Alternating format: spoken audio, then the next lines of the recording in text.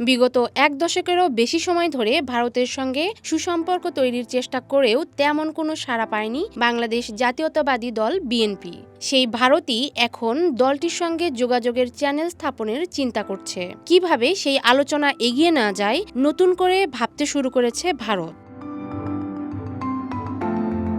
বিএনপির ২ দফার সরকারের আমলেই ভারতের সঙ্গে সম্পর্ক প্রায় তলানিতে ঠেকেছিল।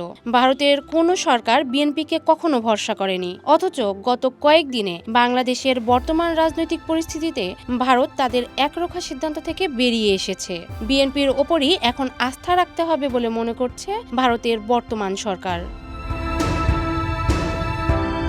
তবে পরিস্থিতি বিবেচনায় বিএনপির সঙ্গে সম্পর্ক গড়লেও আওয়ামী লীগের সঙ্গে সম্পর্ক ছিন্ন করবে না ভারত। বাংলাদেশের বর্তমান রাজনৈতিক বাস্তবতায় আগামীতে ক্ষমতায় আসার সম্ভাবনা আছে বিএনপির। ফলে কিছুটা বাধ্য হয়েই বিএনপিকে নিয়ে ভাবতে হচ্ছে ভারতের। কিন্তু প্রশ্ন উঠছে যে বিএনপিকে ঘিরে ভারতে এতকাল চরম সন্দেহ ও অবিশ্বাস ছিল, তা কি রাতারাতি মুছে ফেলা সম্ভব?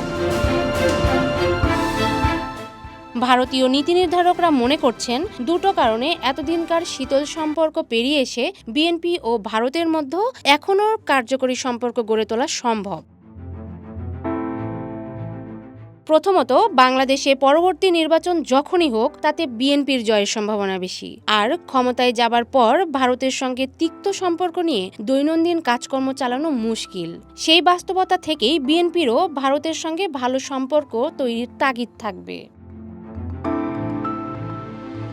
দ্বিতীয়ত, গত এক মাসে জামায়াতে ইসলামীর সঙ্গে বিএনপির নানা ক্ষেত্রে গুরুতর মতপার্থক্য ও বিরোধ দেখা গেছে। তাই দুই দলের মধ্যে পাকাপাকিভাবে সম্পর্ক ছিন্ন হওয়াটা নেহাত সময়ের অপেক্ষা বলেই মনে করছে দিল্লি। আর জামায়াত ও বিএনপির এই বিচ্ছেদই ভারতের সঙ্গে বিএনপির যোগাযোগের পথ প্রশস্ত করবে বলে ধারণা করা হচ্ছে।